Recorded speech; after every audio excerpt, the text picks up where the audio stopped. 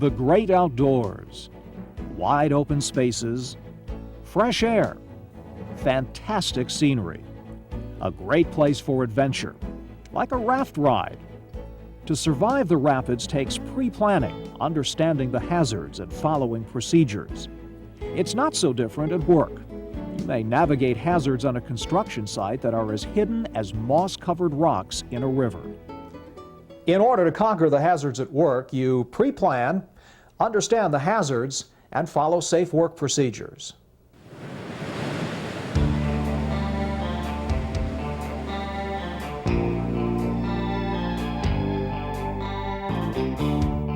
It's difficult to imagine construction without paint, concrete, solvent, and adhesives. Yet these very materials may be hazardous to your health. The National Institute for Occupational Safety and Health, NIOSH, identifies at least 77 toxic agents commonly found on construction sites. If you consider the hazards of mixing these chemicals, you begin to see the scope of potential chemical exposures where you work. These hazards can be controlled. The Occupational Safety and Health Administration, OSHA, provides an effective control method, the Hazard Communication Standard, also called HAZCOM. This program will take you on a ride down a rough river. You'll learn to navigate chemical hazards at home and on your job site using the HAZCOM standard. We'll discuss problems associated with hazardous chemicals. You'll learn about physical and health hazards, warning labels, MSDSs, and your employer's hazard communication program.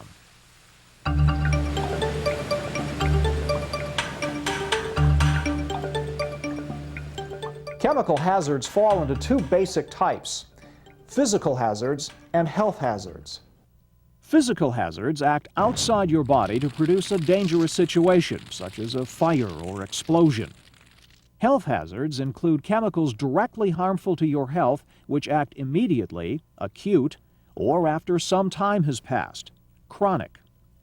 Acute health hazards cause injury as a result of short-term exposure, such as skin damage, dizziness, nausea, difficulty breathing, poisoning, chemical burns, and even death. Chronic health hazards affect your body slowly through long-term exposure. For example, heart damage, lung disease, and cancer may appear years after exposure ends.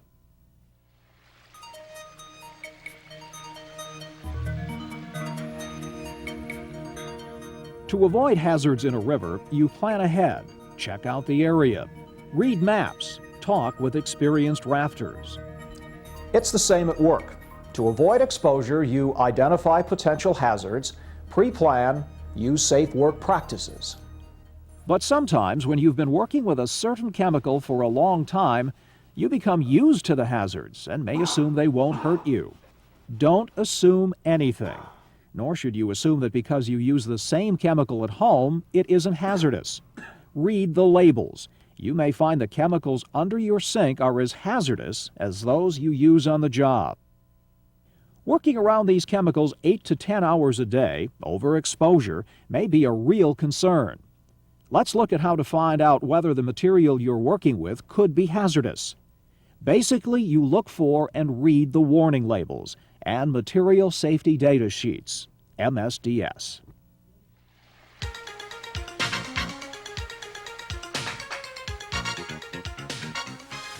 Before you face the river, you look for signs of danger: submerged rocks, strong currents, debris. When working with chemicals, warning labels help you identify potential risks. Nearly all hazardous material containers and all containers transported from one location to another carry warning labels. These labels should not be removed unless they are replaced immediately. If the label is missing or torn so you can't read it, check with your supervisor and have the material properly identified. An unlabeled container should be treated as if it were a hazardous material. Don't assume it's harmless just because it doesn't have a label.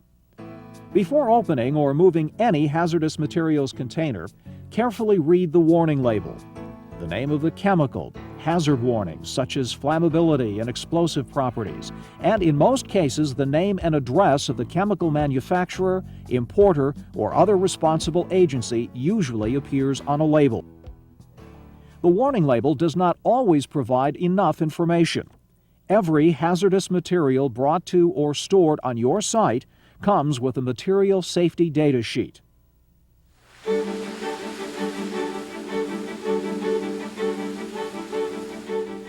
Just as a map identifies river rapids, the MSDS predicts unknown territory. Manufacturers of hazardous chemicals are required to provide an MSDS for every hazardous chemical you work with. The MSDS covers potential dangers, preventative procedures, and emergency action. Not all MSDSs look alike, but they all contain the same important information. Look for a section identifying the chemical by its name or other common names. For example, the MSDS for methyl ethyl ketone also lists MEK, butanone, 2-butanone, and ethyl methyl ketone as common names. There will be a section that gives the manufacturer's name, address, and phone number, and any other emergency phone number which is required. An MSDS lists chemical ingredients, even mixtures. If the chemical is a mixture, all ingredients present in dangerous amounts are listed. Another part of the MSDS describes all the physical properties of the chemical. The MSDS for chlorine states that it can be granular and have a strong odor. You may have used it to clear bacteria and algae from a backyard pool. To add chlorine to the chlorinator, you pop the top, stand back, and wear proper PPE. At work, the same is true when using chlorine to clear a new water pipeline.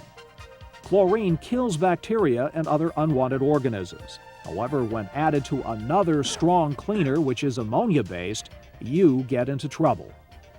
The MSDS can warn you not to mix chemicals improperly.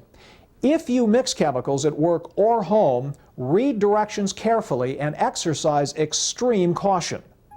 The Fire and Explosion section lists chemical flash points, auto-ignition temperature, and flammability limits, as well as effective firefighting measures and any unusual fire or explosion hazards. Reactivity hazards in the MSDS reveal whether the chemical itself is stable or unstable. Reactivity hazards also reveal conditions and other materials that can cause dangerous reactions with the material. This is also the section to find out whether hazardous substances may be released as the chemical breaks down. Chemical health hazards and first aid measures are usually described in the same section. The health hazards are often classified by acute or short-term exposures and chronic or long-term exposures. These categories are divided again by the type of exposure, like swallowing, skin contact, inhalation, and contact with the eyes. This section will also tell you the safe exposure limits, main routes of entry into the body, medical conditions that can be made worse by exposure, whether or not the chemical can cause cancer, and first aid steps. Other information in an MSDS includes what type of personal protective equipment to wear, how to properly store the chemical, how to handle the chemical, and how to deal with spills and leaks. When you need information, there are 5 things you can do to use the MSDS effectively. 1. Know where the MSDS for each hazardous chemical on your job site is kept. 2. Be familiar with the most important characteristics of each material you use. 3. Know where to find emergency response information quickly. 4. Check the MSDS whenever you're unsure or need more information. And 5. Follow recommended safety practices.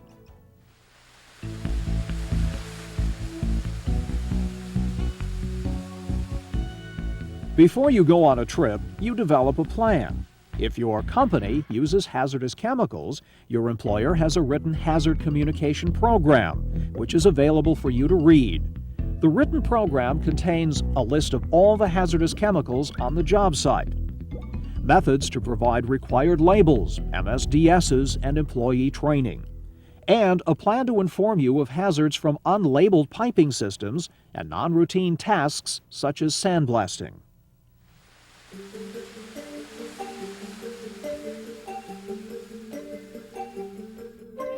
Many chemicals can enter your body through your skin, so keep hazardous chemical exposure at a minimum. By using special engineering controls or wearing personal protective equipment, PPE, you can avoid overexposure. But not just any PPE will do. You must wear the type of equipment required for the job. Let's take gloves, for example. These leather gloves are great protection from scratches and cuts, but may actually absorb harmful chemicals and burn your skin. And even if you wear the right gloves for the chemical, you may not be able to complete an entire shift in the same pair of gloves. So find out about the type of glove you need and how long it will protect you before you begin work. And read labels to see which type of PPE is required for chemicals used at home. Never wait until exposure symptoms show up before protecting yourself at home or at work. Exposure results may not show up for years, which makes it difficult to pinpoint the exact hazardous material that causes an illness.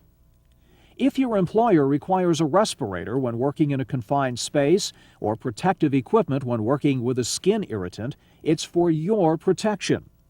Understanding exactly what hazards you face is the key to knowing what safety precautions to take. If you are unsure about any task, ask questions before proceeding. It's your life. You can work and ride the river safely if you recognize hazards, pre-plan, read labels and MSDSs, and follow your employer's HAZCOM program. Take responsibility to protect yourself and avoid exposing others. Make sure you conquer the hazards so that you too can enjoy life and the beauty of the great outdoors.